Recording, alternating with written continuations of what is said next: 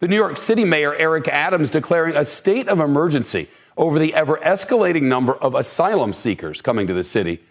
The mayor says the shelter system is overwhelmed and that after today, the city will set a new record for the highest number of people ever in the system. Although our compassion is limitless, our resources are not. Our shelter system is now operating near 100% capacity.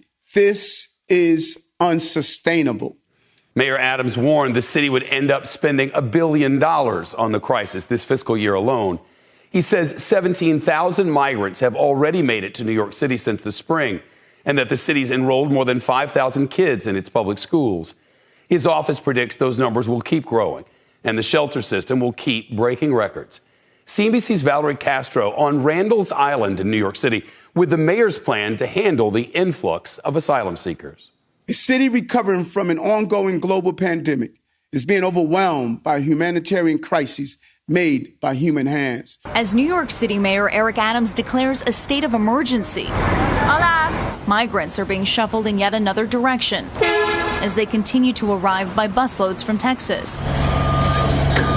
Most recently, an effort to temporarily house the arrivals in a migrant relief center in the Bronx failed when the area flooded before it could open. There's already water under that tent. The mayor now shifting to building a center on Randalls Island, just east of the island of Manhattan, slated to open within weeks. That will safely house hundreds of people who have found themselves in New York City after a long journey from our southern border. Critics say the isolated area is home to little more than a stadium, athletic fields, and a few existing homeless shelters, lacking grocery stores and with limited public transportation. Building a tent anywhere in the city does not absolve us of our right to shelter. A policy providing homeless shelter housing to anyone in need, regardless of citizenship status. The city has rented hundreds of hotel rooms for migrant families and even discussed housing them on docked cruise ships in the New York harbor.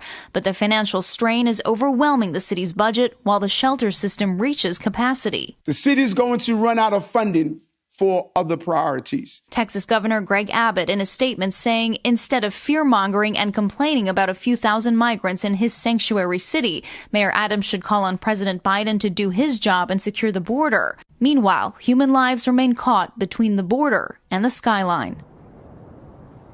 Other city officials are pushing back, saying Randalls Island is also prone to flooding and will not be suitable for those housing facilities.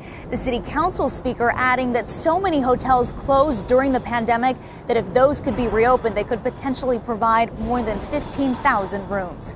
Shep. Valerie Castro, thank you.